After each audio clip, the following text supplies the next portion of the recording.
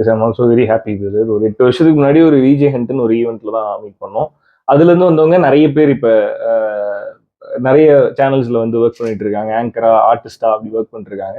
8 வருஷம் கழிச்சு ஒரு பாசிபிள் ஸ்டுடியோ அப்படின்னு சொல்லிட்டு ஒரு டேலண்ட் மேனேஜ்மெண்ட் ஹப் வந்து கோயம்புத்தூர்ல அகைன் பிரபு பிரதர் கிரியேட் பண்றாரு. ஸோ அதுக்கும் நான் வந்திருக்கேன் அப்படின்னு நினைக்கும் போது ஐம் வெரி மச் ஹாப்பி. ரொம்ப சந்தோஷமா இருக்கு.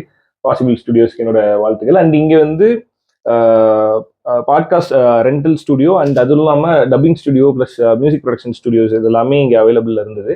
நல்ல குவாலிட்டியில் இருந்தது, அதுதான் ரொம்ப முக்கியம். ஸோ கோயம்புத்தூர்ல வந்து டப்பிங் ஸ்டுடியோஸ் அண்ட் இந்த மாதிரி பாட்காஸ்ட் ரெண்டல் ஸ்டுடியோஸ்லாம் வேணும்னா please contact possible studios. I mean same like அங்கே இருக்க மாதிரியே இங்கேயும் நல்ல குவாலிட்டியோட இருந்தது. சென்னையில் இங்கே கோயம்புத்தூர்ல ஷூட் பண்ணும்போது சப்போஸ் சம் அர்ஜென்ட்டா ஏதாவது டப் பண்ணி அனுப்பணும் அந்த டைம்ல வந்து இங்கே ஸ்டுடியோஸ் நிறைய தேடுவோம். இருக்கு கோயம்புத்தூர்ல நிறைய இருக்கு. இது இன்னும் கொஞ்சம் குவாலிட்டியா எனக்கு ஃபீல் ஆச்சு. ஐ மீன் கோயம்புத்தூர்ல ஒரு நல்ல செட்டப்ல ஒரு ஸ்டுடியோ பார்த்த ஃபீல் இருந்தது.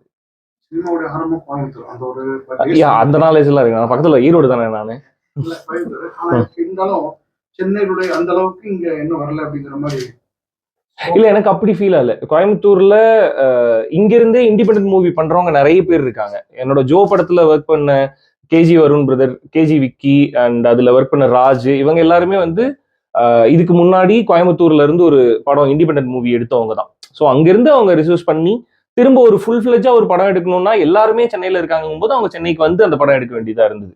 ஸோ கோயம்புத்தூர்ல இருந்து இண்டிபெண்டன்ட் மூவி நிறைய பேர் பண்ணிட்டு தான் இருக்காங்க. இப்போ ரீசெண்டா கூட நிறைய படம் வந்தது. ஸோ இங்கிருந்தே நிறைய பேர் படம் ப்ரொடியூஸ் பண்ணி எடுக்கிறதெல்லாம் இன்னுமே நடந்துட்டு தான் இருக்கு.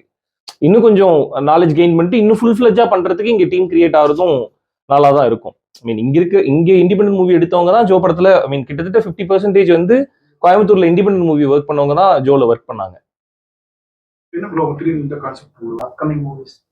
நெக்ஸ்ட் என்னோட ரிலீஸ் வந்து ஸ்வீட் ஆர்ட், யுவன் சங்கர் ராஜா சாரோட ப்ரொடக்ஷன்ல அவரோட மியூசிக்ல ரிலீஸ் ஆக போகுது.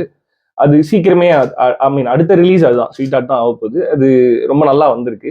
சாரோட மியூசிக்கும் ரொம்ப ரொம்ப நல்லா வந்திருக்கு. ஸோ அதுதான் அடுத்த ரிலீஸ்.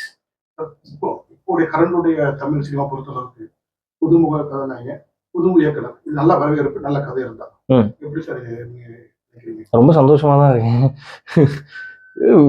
ஆக்சுவலா தான் நியூ டேலண்ட்ஸ் வரும்போது அதுக்கு நம்மளோட இண்டஸ்ட்ரி ஐ மீன் மெயினா தமிழ் இண்டஸ்ட்ரியில நிறைய வரவேற்பு இருக்குதான் செய்யுது. அகைன் அதான் ஒரு படம் நல்லா இருக்கு அப்படின்னாவே கண்டிப்பா ஆடியன்ஸ் உள்ளார வந்துருவாங்க அப்படின்றது திரும்ப திரும்ப இங்க ப்ரூவ் ஆயிட்டே தானே இருக்கு. ஸோ புது டைரக்டர் ஏற்கனவே படம் பண்ண டைரக்டர் அந்த பாகுபாடு வந்து எனக்கு நான் அப்படி பாக்குறது இல்லை. ஸோ ஆடியன்ஸும் அந்த மாதிரி பாக்குறது இல்லைன்னு நான் நம்புறேன்.